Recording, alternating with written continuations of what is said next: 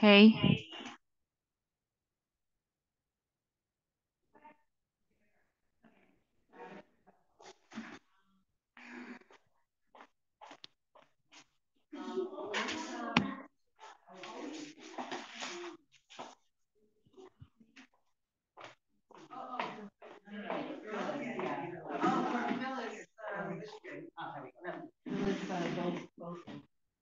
Right, we say, but we say her.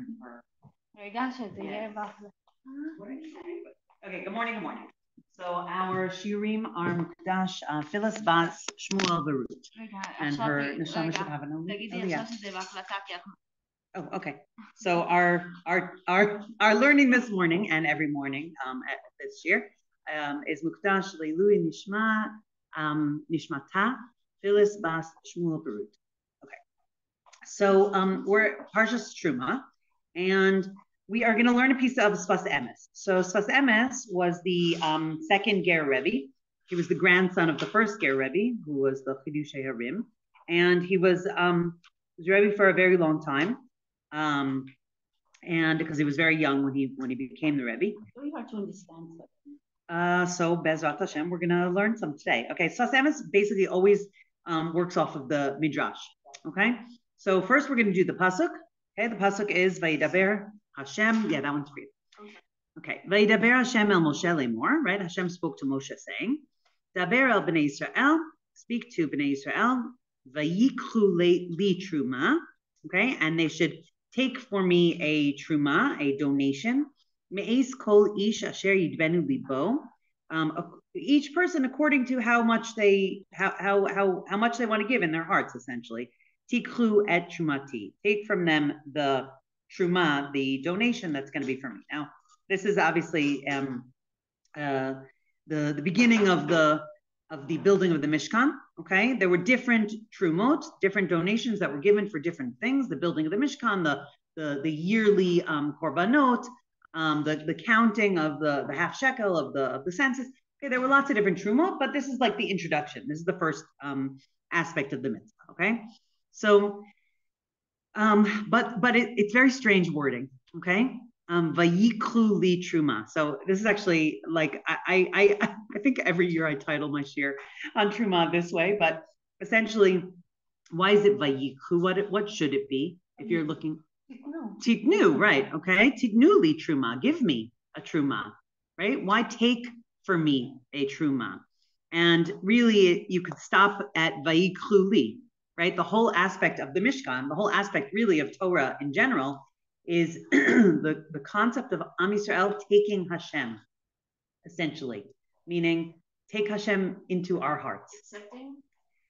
Accepting, but in a way of like accepting is passive. Yeah, right, more active. Right. Taking, really. And that's really what the Sfas Emes is going to talk about, right? The aspect that like when we live our lives with the concept that we're with Hashem in this, we're making Hashem a part of this, then it changes really our whole life. It changes every day. It changes our relationships. It changes, right? There's like a famous vort that everybody always used to give at weddings. I don't know if they do it anymore, but like Ish and Isha, right? So Ish is Aleph Yud Shin and Isha is Aleph Shin Hey.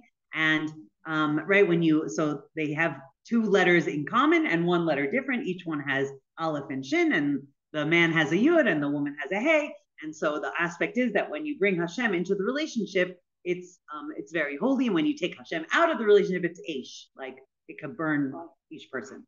So, so with everything, okay. So that's kind of what the Sfas Emes is going to talk about. But first, we're going to do a midrash.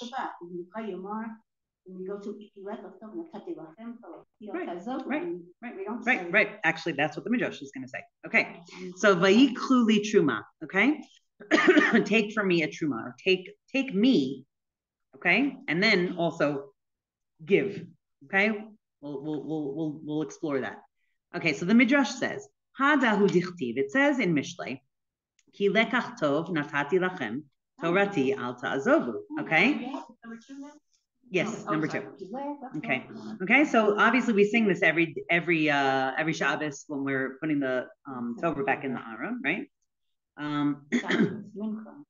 What? Yeah, when we read the Torah. Yeah. So what's a lekach? Yeah, what's a lekach? A lesson. A lesson, exactly. Right. Okay, a lekach, a takeaway. A takeaway. What's the takeaway from that shiur? What's the takeaway from that experience? Okay, the takeaway is the lesson. What did we learn from that? Okay, so essentially, the pasuk means, like I have given you a good takeaway. Okay, and Torati al ta'zovu, right? It's my Torah. You can type it out lots of different ways, but essentially the takeaway that I gave you is my Torah. Don't leave it. Don't abandon it, I guess. Really. Okay. Al ta'azovu et hamikach shenatati lachem.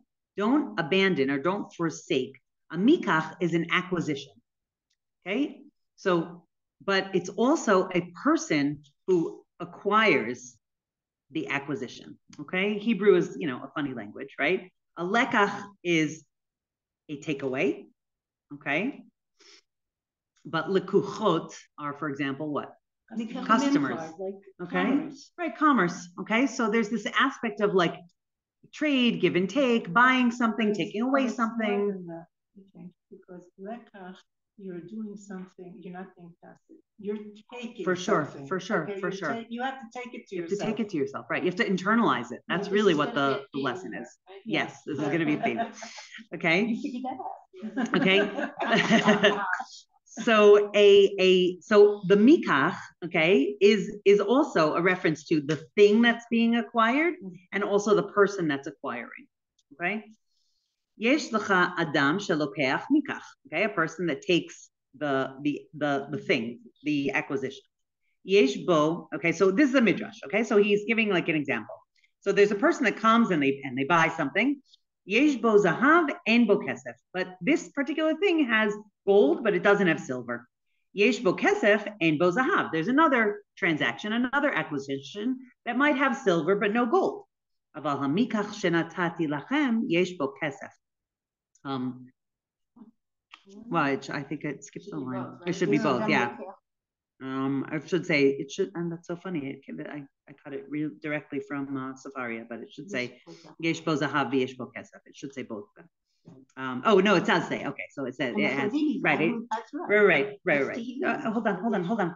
I have to think straight. It does. It goes on. It needs to.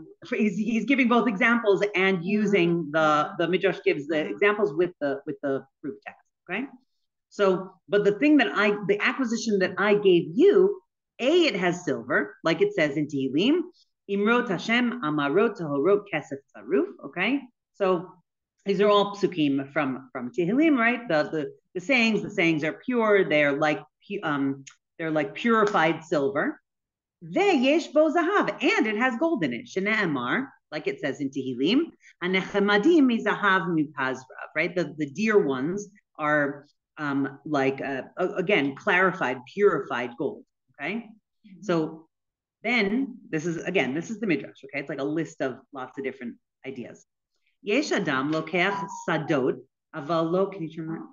Avalo kramim. There's a person that takes fields, or he buys fields but not orchards. Kramim velo sadot, orchards but not fields. Aval hamikach hazeh yesh bo sadot ve'yesh bo kramim. Okay, but my mikach, right, the acquisition that I'm giving you has everything. It has fields and it has orchards. And again, there's proof texts. Okay, like it says in Shir Shirim, Shilachayayich Pardes Rimonim, right? It's like orchards of pomegranates. Yeshcha Adam Lokeach, okay? Yeshcha Adam Lokeach Mikachu Bnei Adam Einan Yodim Mahu. Then there's another example that there's a person that comes and he buys something, he doesn't actually know what's in it. Like an example that's given is like a box, but they didn't open it and they didn't even see like what's in it, right? Or the other example that's given in the midrash is like a field that has a buried treasure, right? So when you come to buy the field, you don't know that it has a buried treasure, so you pay the price of the field, right? Even though if the buried treasure was incorporated into the price would have been much higher. But this is an example of someone who buys something without knowing really what its value is. Exactly. Aval miskar hasarsur nitvada malaka. But from the how can you tell what the value is from the like the broker, essentially, what the reward is to the broker. Based on that, you can understand what the value of what is acquired. Okay, so again, this is midrash. It's not such clear language, but the midrash is bringing out all these ideas of when we buy something, we don't always understand what it is. When we buy something, it's not always complete. But with Torah, we have like a window into what the value is, and it's complete. It contains everything. It contains orchards and fields and gold and silver. And how do we have this? Let's keep on going.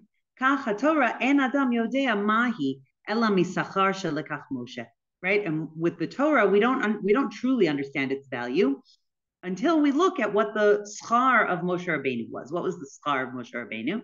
Shneamar Moshe lo yada ki keren or panav b'dabro ito. Okay, that Moshe's face was radiating light, and based on the fact that Moshe's face was radiating light, there was like some inkling, right, of like what this was that Moshe Rabbeinu learned Torah, and therefore it actually changed him. It changed how he looked, how he interacted with the world. It changed how they could see him. Right. So based on that, we understand that this is very powerful. I guess we could say Torah is very powerful. Okay. And then there's a last example that sometimes there's a lekach that the person that's selling it is actually sold with it, which is a funny way of saying it. But here's the example. Amar Kadosh Baruch Hu leYisrael, Hashem said to Am Yisrael, Macharti lachem Torati, kivyachol nimkarti ima. That I sold you, or I gave you, okay, my Torah, you acquired it, and you acquired me with it. It's a package deal. I come with it. Shenemar vayikhu li truma. Okay, and that's what it means. That's what the Torah means when it says vayikhu li truma. That when you take me, like in giving this donation, you are actually taking me. Mashal lemelech shaya lo bat yechida. The mashal is given that there's a king with only had one daughter. Ba echad min hamalachim v'netala. Okay, and another king came and married her. Bikesh leilech lo la'arto v'lito lishto, and he requested from the king, like, okay, now I'm going to go back to my country, my palace, and take her with me. Amar lo, and the king said to him, Biti shenatati lecha yechiditi. This is my only daughter. Lifros mimena eini yachol. I cannot separate from her. Lomar lecha al titla eini yachol lefi shehi ishtecha. To ask you not to take her, though, I also can't do because she's your wife already. Elazo tova aseli, but do me this favor. Shekol makom she'ata holech kiton achad aseli. That where you take her, wherever you take her, make me a small bedroom. She'adur etzlachem, that I will stay with you. This is Shmini Atzeret. This is Adur. It's not Shmini Atzeret. Shmini Atzeret was the big party, and then the one more day that we stay together. That's not this. No, that's not this. No. She'eni yachol lehaniach et biti. That I cannot let go of my daughter. Okay, meaning I can't keep her from you because she's your wife, and I can't go with you because I'm the king, here. But make me a bedroom that you like anticipate me, essentially, right? And by knowing that you have that small bedroom, I'll come and I'll stay with you. Yeah, exactly. Kachamar Kadosh Baruch Hu liYisrael. This is what Hashem says to us. Natati lachem et haTorah. I gave you the Torah. Lifros himena eini yachol. I cannot lifrosh mimena eini yachol. Right? I can't separate from the Torah. Why can't Hashem separate from the Torah? Because Torah oraita v'kucha b'chu chadhen. Right? They're one. They're one. Hashem can't separate. It's like, here, take my arm. No, it's right. It's an integral part. It is Hashem. Lamar lachem al titlua eini yachol. But I don't want you not to take the Torah, right? I won't stop you from marrying the Torah, essentially. Ella b'chol makom she'atem holchim bayit echad asu li she'ador b'tocho.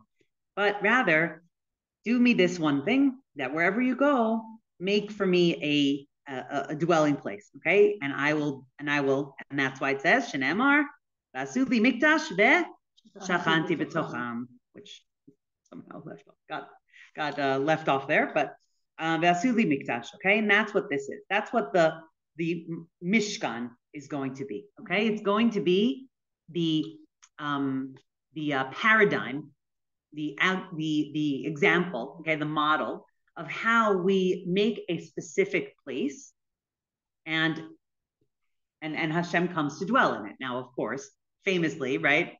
B'shachanti b'tocham. It doesn't say b'shachanti b'tocho. Right? It says betocham, meaning, and the Al Sheikh touched out famously, right? In each and every person, we have each one of us is a Mishkan Ma'at. Our homes are a Mishkan Ma'at. Our relationships are a Mishkan Ma'at, right? Wherever we make a kitur katan, kitur achad, like a little dwelling place for Hashem, so He comes and He fills it. That's Bilavi Mishkan.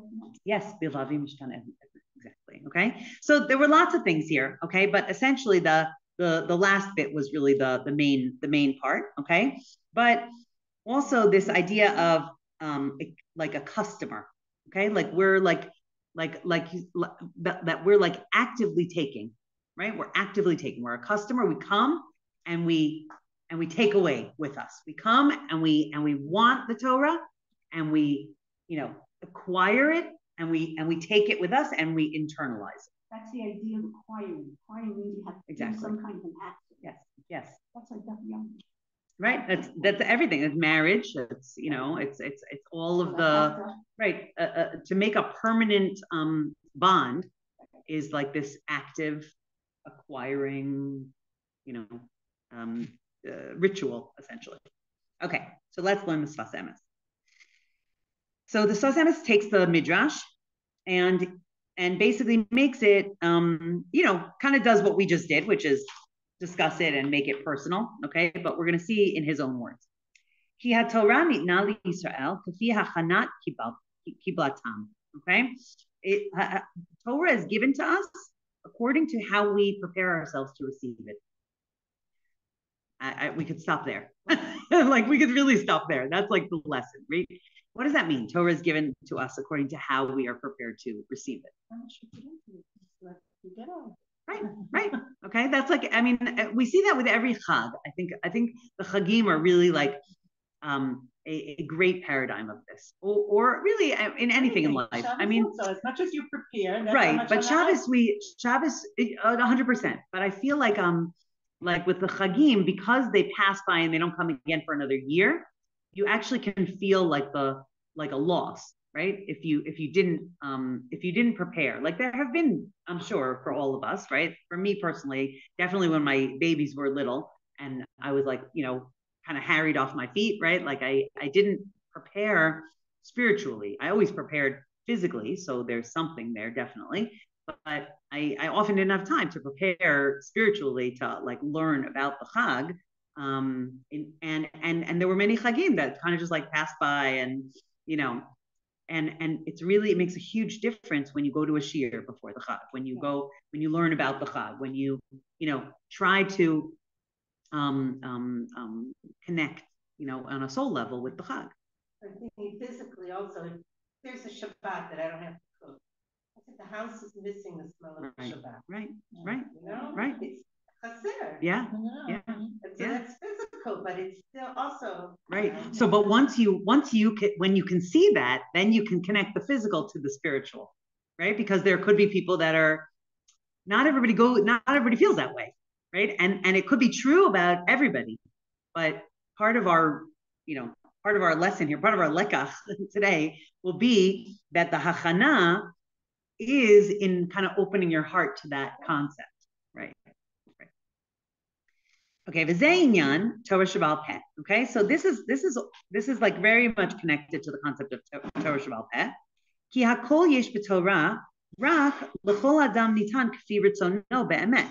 Okay, everything's in the Torah, right? We could look at the youngest child who just started learning, the stories of Tanakh, or, Moda'ani or Alephet, and you can look at, the greatest tzaddikim that ever lived. And there's enough in Torah for all of them to have, according to what their level is and what they're ready to receive, and each one is real Torah. It's emes, but it's according to each person's ratzon. How much do I want? How much of this am I willing to work at understanding? How much do I want to take on?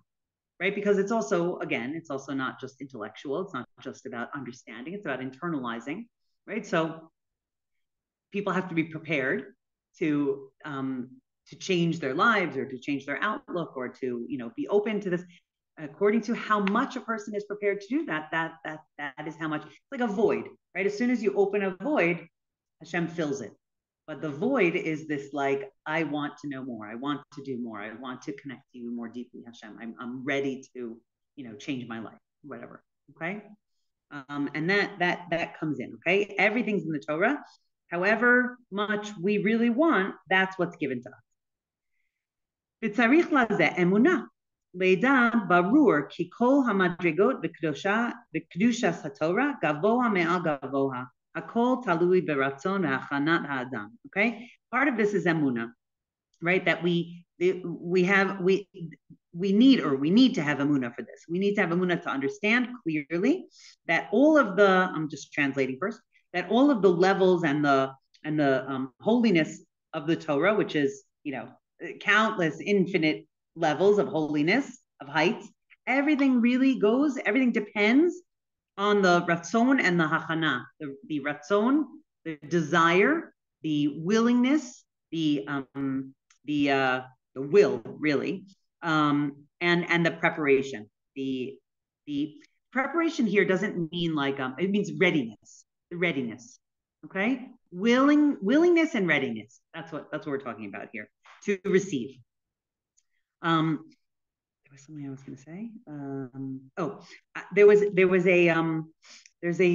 There's a Rav in he lives in Jerusalem. His name's Rav Daniel Katz. So he does like these meditations, and like during at the beginning of the war, I think even during Corona, he was doing like on these Zooms and stuff. So his words are very powerful. He's a very like talented giver over of these concepts. And one of the things that he often says is, like, when he's doing like a group meditation, he says, like, choose to believe, choose and believe, right? And part of that is, right, so emunah, part of emunah is like, I tell myself I believe this, right? That is emunah. Like, so to have more emunah is a function of telling yourself that you have more emunah, right? The one learning about emunah, like getting emunah means learning how to get emunah. It's like its own thing.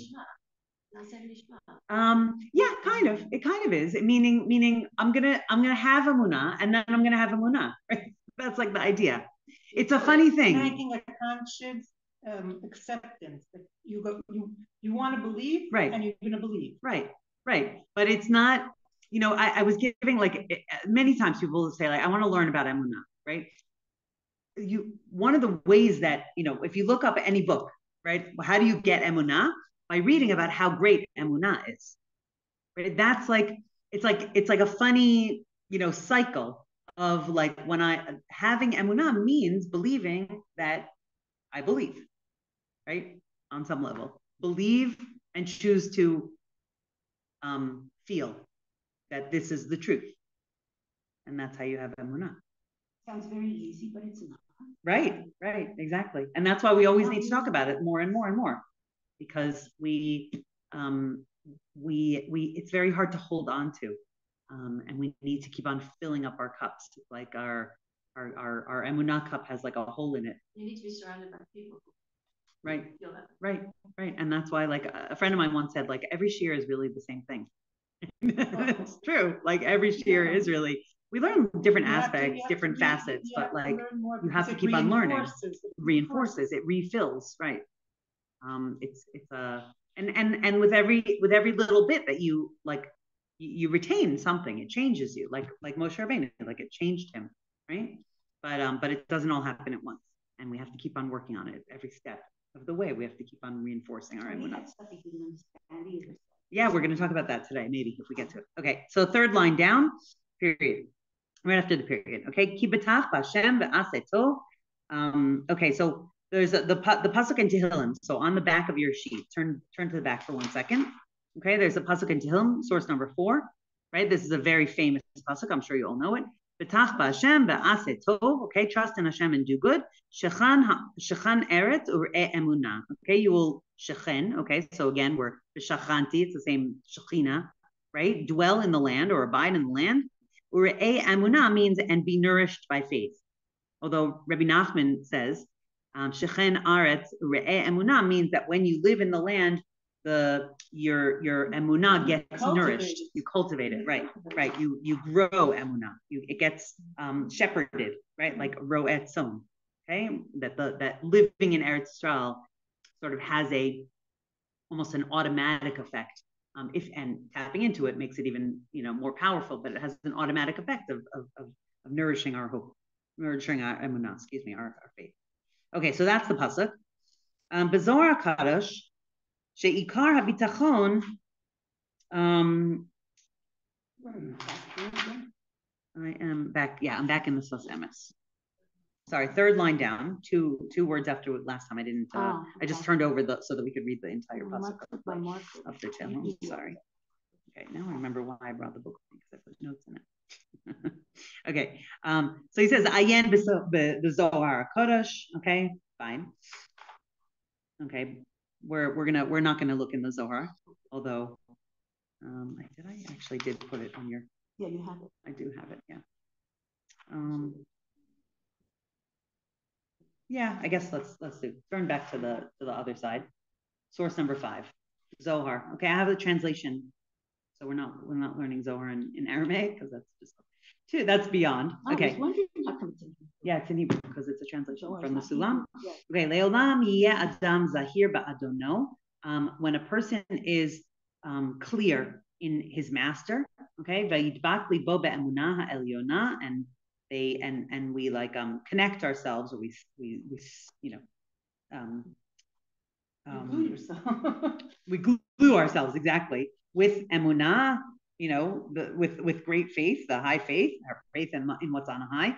Kadei sheyeh shalem im adono. So we basically use faith to say, okay, this Hashem is in charge. Hashem is our master. Because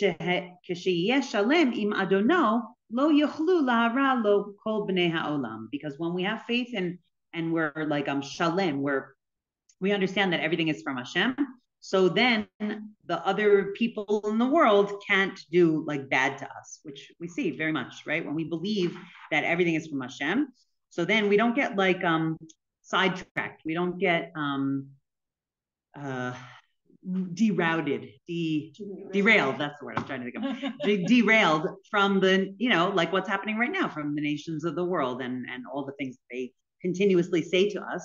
Right now, it's actually much easier because they're so off the walls that we're like, okay, I guess you were always off the walls. I guess what you were saying to us was never true, but now we really see that it's not true. So it helps us to have more. It's a cycle, really. It helps us to have more faith in order to do that, and the more we do that, the more faith we have. Okay, and that's what he's going to say here. Sheikar habitachon hu liyot muvtach ba'avodat Hashem yisbarach. Right, the essence of bitachon, trust, is to trust in your in serving Hashem. Ki Hashem yisbarach ya'azor, because Hashem will help us. Ki kenhu, because that's who He is. Sheken eretz the urei emunah, right? Like we said in the Tehillim, okay, that we live in the land and our faith gets nourished. Perush ki mikodem tzarich liyot ha'emunah la'amin ki chayes hakol me'Hashem yisbarach. Okay, so first, again, this is a cycle. Okay, it has to start somewhere, because before we have to have tzarich liyot ha'emunah la'amin. We have to have emunah in order to believe. Ki chayes hakol me Hashem yisbarach, that Hashem is actually making everything happen. Hashem gives everything a life force, an existence. And according to let's keep on reading. Ken na'asa be'emet. Okay, and according to how much we choose to believe, okay, that how clear the emunah is in our hearts, so then we actually see emet, truth. And it will, the inner aspect of everything, the way that Hashem is working, is in charge of everything, actually becomes revealed to us. And that's that our faith will be nourished. Because there's emet and there's emunah. Emet is translated generally as truth, and emunah is faith. Okay, so these things are integrally connected. But emunah comes from emet. That's exactly what he's saying. But emet comes from emunah also. Emunah comes from emet, and emet comes from emunah. Okay, the emet hu ma shenigla umifarash, the chinat aspaklaria de nahora. Okay, emet is like when you see something clearly. Okay, when like you see it. Aspaklaria de nahora means like a clear glass, like a clear glass, right? But even more than that, it's like a almost like a word. Like a magnifying glass of clarity. You know what I always think clarifying about? glass. I always think about when you're doing an eye test, and they're doing those things to see, you know, which is clearer. Right. That's what I always think about when I think about it. It's like it's blurry, you know, and then like all of a sudden it's clear. Exactly. Say, oh, that's it. That's it. Right. So like a glass that helps you see clearly. That's what aspaklaria nahora means. Okay, it's clear vision. When we have clear vision, so that's the truth. That's what we're seeing as truth. We understand that's the truth of this matter. Okay, like really, you can use the war as such a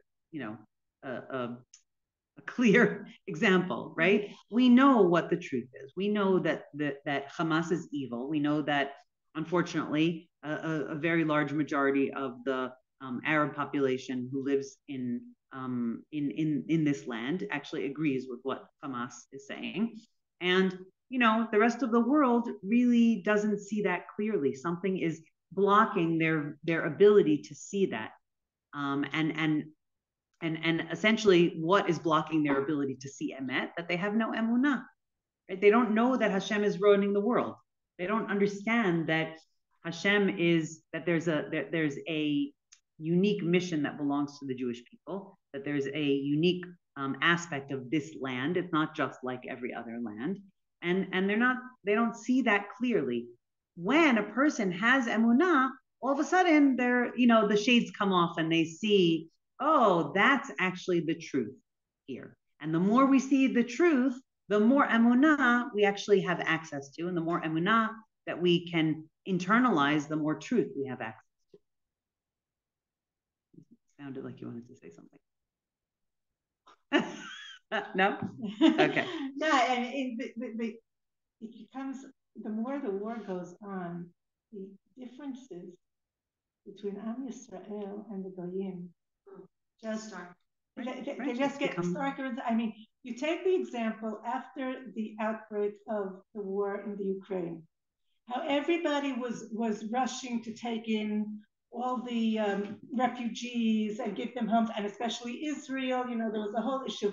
How many countries have taken in an Arab refugee? None, including the countries that are right next to them. Including Egypt, who's afraid that they're going to come and run over their country. Right.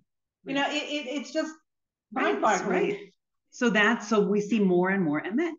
That's exactly right. But only if you're already, you have to remove the shades. You need the seed. Exactly. You need the bit of emunah. And when you have the bit of emunah, then the glasses get cleared up. Okay,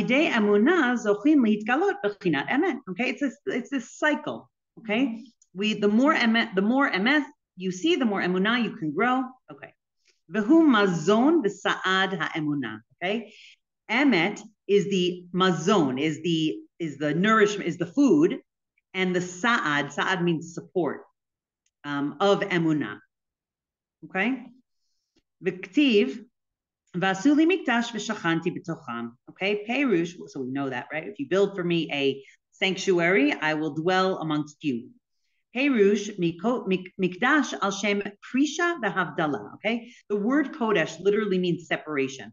Okay, separation and distinction for a specific job. Shehashem yisparach kadosh v'nivdal mehakol. Hashem, may he be blessed, right? Is holy. What makes him holy? He's separated from everything. He's distinctive from everything. V'shachanti, who his galus kvodo yisparach, and the shechina, and I will dwell, right? That is like a revelation. So actually, these two things sound very opposite, don't they? On one hand, kadosh is like separate, and shachanti is I will dwell amongst you. Okay. Ki al yidei ma she'adam yodea shebechol davar u'ma'aseh she'oseh yesh koach chayis me'Hashem yisbarach, through the fact that we know that everything that Hashem, like the more we know that Hashem controls everything and that Hashem gives everything energy, so the more that becomes evident in everything that we do. Okay? Umimela yesh bechinas kodesh. And we have this aspect of something of holiness. Okay, so let's go through that for 1 second. I'm just reading the same line again. When we do things and we know that Hashem is in this thing that I'm doing, so then it actually makes a space for Hashem in the thing that I'm doing. Let's say I'm making Shabbos, right? So when I on one hand, we're very human, right? About like when we're making Shabbos, my kids are coming, we're gonna eat. They like this one likes this, that one likes that, this one's allergic to this. Okay, so there's that like very human physical aspect, right? But if we could take like 30 seconds or let's say 2% of what we're actually doing, and we remember, oh, I'm making it because it's Shabbos, and Shabbos is when Hashem's more of Hashem's presence is revealed in this world, right? And that's what makes Shabbos special. So if we could like bring that mindset also into the cooking, right? The more we do that, the more we feel His presence. That's like what we were saying before, right? So when we know that everything is from Him, we actually, that's an active, it like activates His, us feeling His presence in everything. I feel like I'm like talking in right, like circles today, yeah? Like the more we have emunah, the more we have emunah, right? But basically imagine like, as we're cooking, okay? Imagine that with every food that we make, we're also, hang on. We're also, right, so I have like this picture in my head, okay? Like with every food that we make, we're also making a container for Hashem, okay? So, but that container, like it's like it doesn't exist unless you make it. When you make challah and you have the flour in the bowl, and then you have the eggs and you make a little well. Yes, beautiful. And then you put, right, so we're making like a well in our hearts, and then Hashem comes into it, okay? And yeah, we could do it by saying L'Shem, Shabbos Kodesh, right? We could do it by talking to Hashem while we're cooking. We could just do it by opening our hearts to that, that concept. And I like envision that like alongside my chicken is also like a container of Hashem. Alongside my cake is also like a container of Hashem, but it's an open container because it keeps on, it's like not, it's not finite, it's infinite. So it can keep on getting filled. My mother, was very interesting. We had a chef who used to be there for Friday for Shabbat. We used to have a lot of people for Shabbat from the congregation. And my mother always was makpid, one thing she would do by herself. Mm-hmm. And I once said to her, I said, Tony's doing everything. She says, this is L'Shem Shabbos Kodesh. And she said, this is something I have to do. Right. Otherwise, we make a vessel. That's exactly right. We make a vessel. V'shachanti b'tocham. Vasuli mikdash v'shachanti b'tocham. That's what it is. Okay? We make a vessel, and Hashem comes and fills it with his presence. Yeah, we did that already. But al yidei zeh nitbatel kol ratzon ha'adam lekoach Hashem yisparach sheyesh b'maaseh hahu. And through doing that, we actually, we cancel out our own ratzon, okay, to the ratzon of Hashem, essentially. Like, I'm not doing it for me anymore. I'm doing it for Hashem. Right. The more we do it because it's Hashem's ratzon, the more of Hashem we reveal through that act. Okay?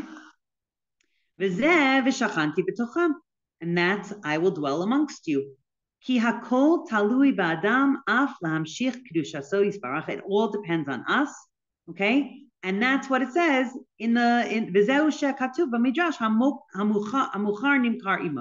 and that's what the Midrash is talking about, that it says that the seller goes with the acquisition, right? The more of Hashem is in every single aspect, and the more we take him with it, the more he comes into it.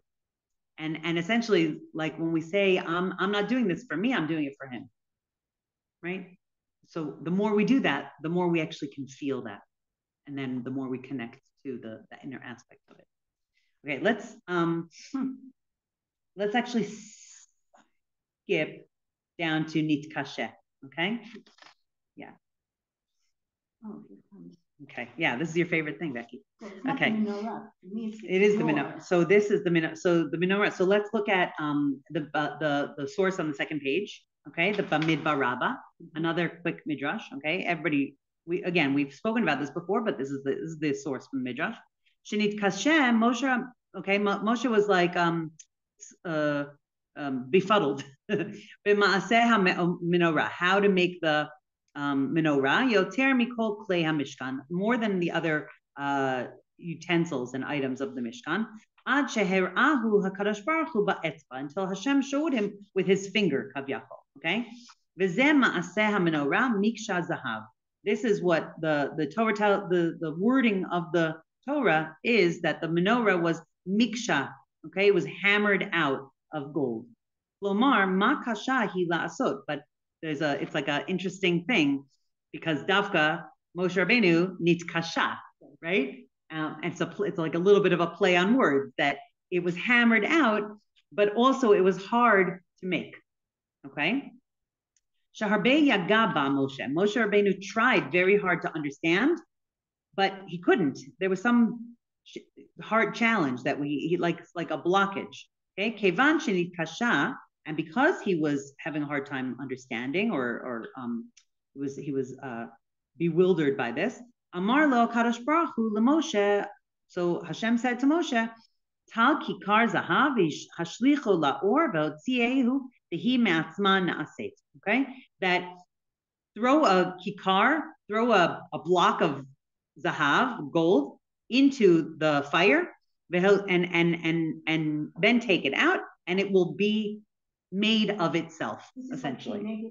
That's exactly what they did.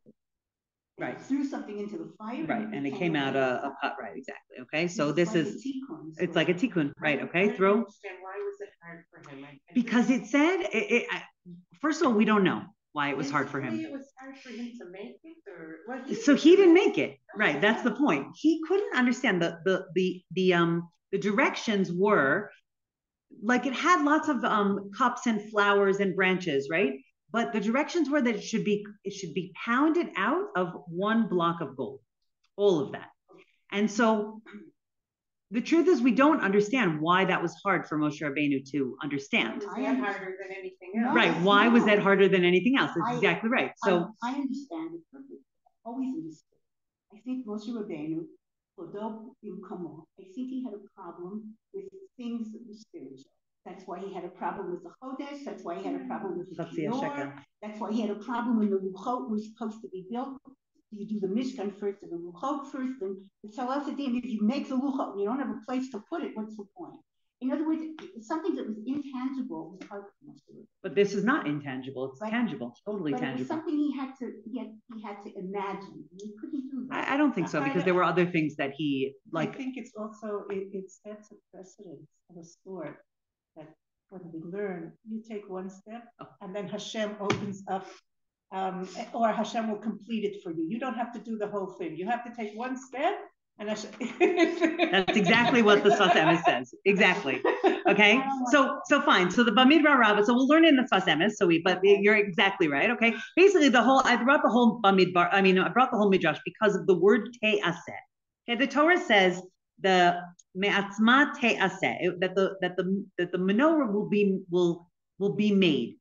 Okay. And te'aseh is like is passive. Okay. It will be made, not you make it this way, but it will be made. And essentially the story that's how it's told in the Midrash is that Moshe Rabbeinu threw this block of gold into the fire and out came the menorah, okay?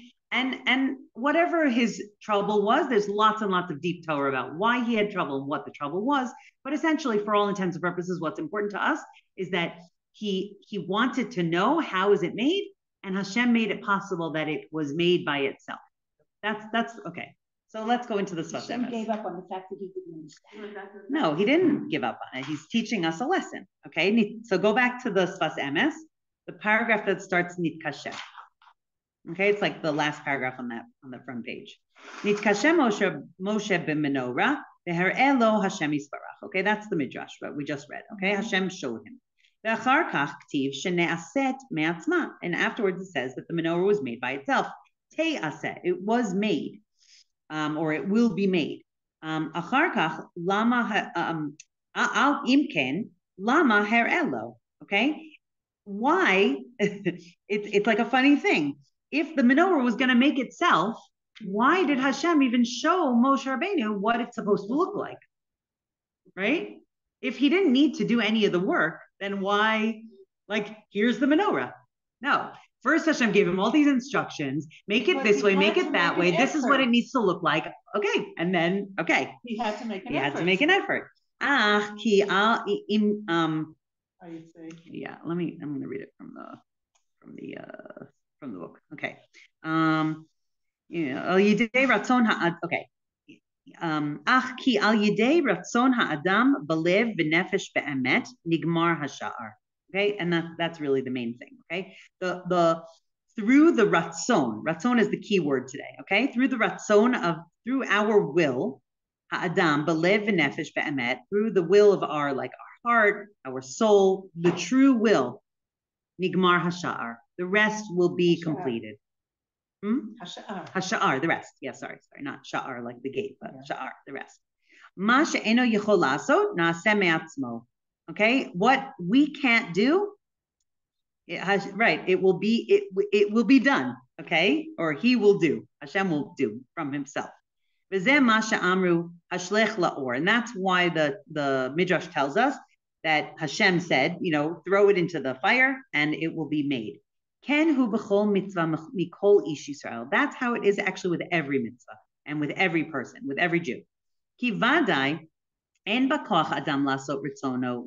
Because truthfully, we actually have no ability to do Hashem's will.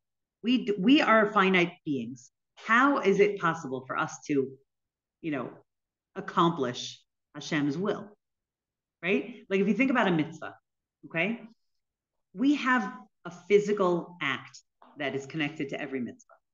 Okay, and that's actually a kindness from Hashem that we have a physical act that's connected to a mitzvah, because we as much and it's like, let's take a lulav and esrog, for example, right? When we shake a lulav and esrog, so on one hand we have this physical act of shaking the lulav and esrog, and in that dimension that's a complete action, right? Once we start to learn what actually the mitzvah of shaking the lulav and esrog is about, it's endless, absolutely endless. Okay, there's so much depth, there's so much. So it's impossible for us to do the action with all of the ritzon of Hashem that's going to happen in that action, because it's endless, right? It's infinite. Hashem, what is accomplished by a mitzvah on a deeper level, in a spiritual sense, is we learn little bits and pieces, but ultimately it's, we can't, it's impossible, because it's connected to the infinite source of everything. And it's impossible to get to the bottom of the infinite source or the top of the infinite source, right? So what happens, right? We don't have the power to fully accomplish this. But when we have a will, so Hashem completes the action for us. Hashem makes it so that what is supposed to be accomplished in this world through that mitzvah gets accomplished. That's a kindness from Hashem. Okay, and also with everything that we do, right? Meaning on a spiritual level, obviously, you can't say like, I'm going to paint the room, and then I start painting the room, and then Hashem paints the rest of the room for me. That's not how it works, But on a spiritual level, when I want to understand something, and it doesn't happen right away, right? But the idea is here that we put in our effort, and Hashem, kind of meets us halfway. And that's what we learned from this aspect with Moshe Rabbeinu, that Moshe Rabbeinu tried to understand, Hashem showed him, Moshe Rabbeinu tried again to understand, and ultimately the menorah was made by itself. But this cannot be absolute, because everybody has their own ratzon, and their ratzon is also built on where they are spiritually. They're not going to get to the same place. It's not like it doesn't say that they're going to get to the same place. No one says everyone's going to get to the same place. But you can't say that you're going to get to an absolute.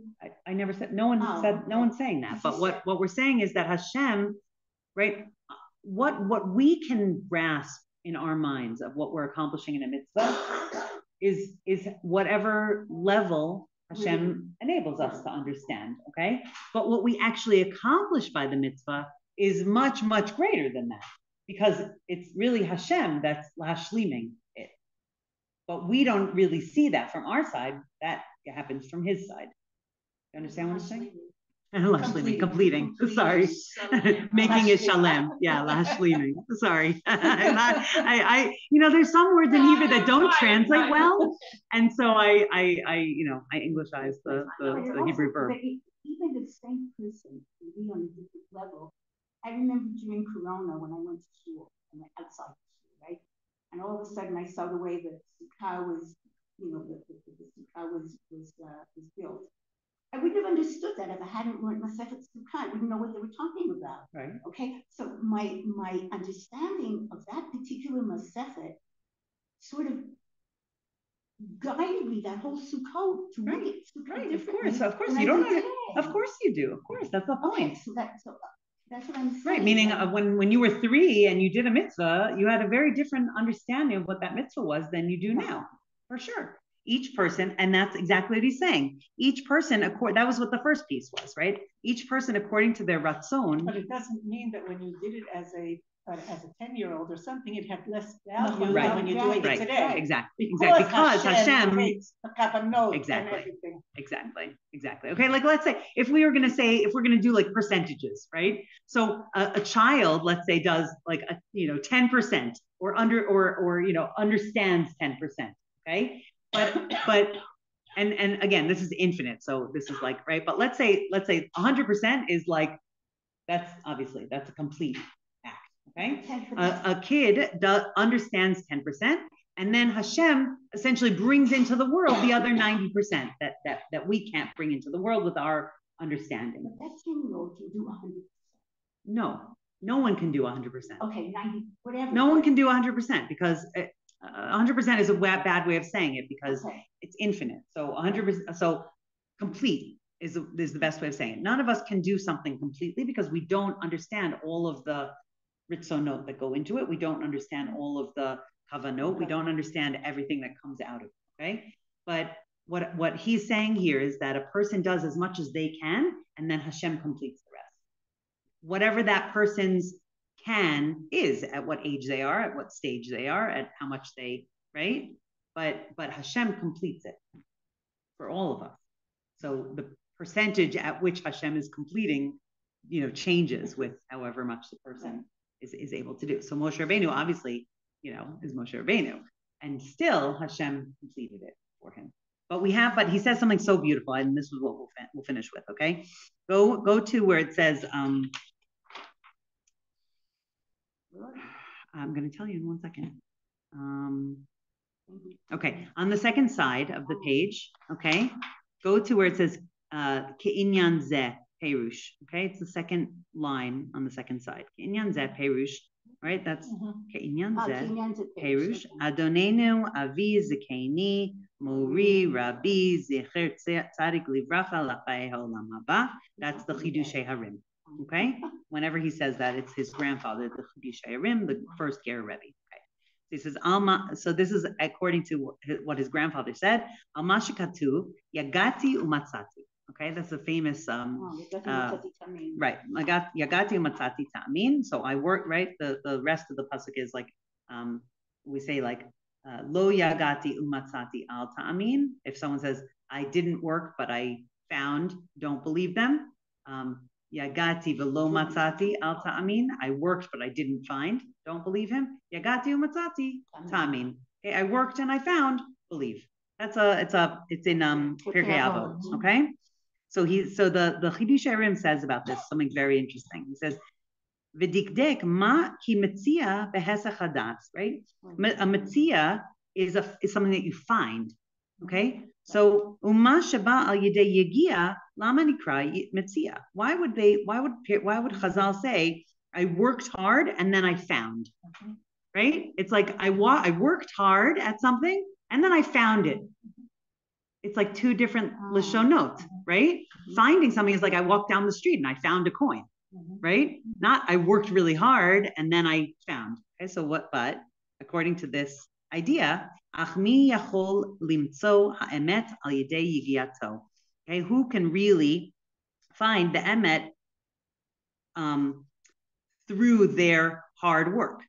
How do you find the truth through your hard work?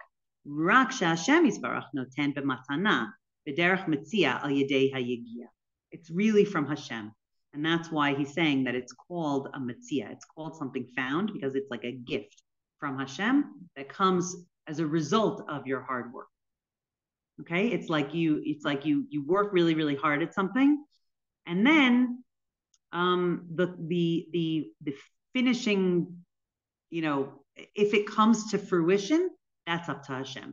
So let's give an example, right? Let's say you work really, really hard at preparing for a job interview. Okay, getting the job is from Hashem, right? But you worked really hard to get to this stage, and then the rest of it is kind of like in the hands of Hashem. You work really, really hard to prepare for a presentation, and then there's a massive snowstorm and nobody can come to the presentation. So that's also from Hashem, right? So it works both ways, meaning it's not always going to be, it's not always in our mind, it doesn't always like look like it's success. Doesn't always mean, but it's always for our best. Right? That's the idea. So however what we're responsible for is the hard work at the beginning. How it turns out is up to Hashem. Even if no one, even if in that particular case, like I worked really hard at a presentation and no one showed up. So we're gonna say that like I was changed through working really, really hard at that presentation, or someday I'm gonna give that presentation, or there's something that came out of it, but how it ended up, that there was a huge snowstorm, totally out of my hands. The purpose of the whole thing was not to do the presentation, but for what he got out of it. Exactly. Okay, so that it's like a different concept. Is like you work at your end, right? You work at your end. You make the vessel. You want to connect to Hashem, and Hashem will do the rest. Hashem is responsible for Vishachanti, right? No. I'm ending. I'm just gonna give us a bracha. So, and may we all be blessed that all the efforts that we undertake this week, that when we do them because they're Hashem's ratzon, or when we think about that, that through this effort I'm bringing Hashem into this world. So already we've won, but and already we like get this like new level of clarity and connection. But on top of that, there's like the next stage, which is that we can also then let go of, how it turns out, or how it, how big it is in the world, because that part is really up to Hashem.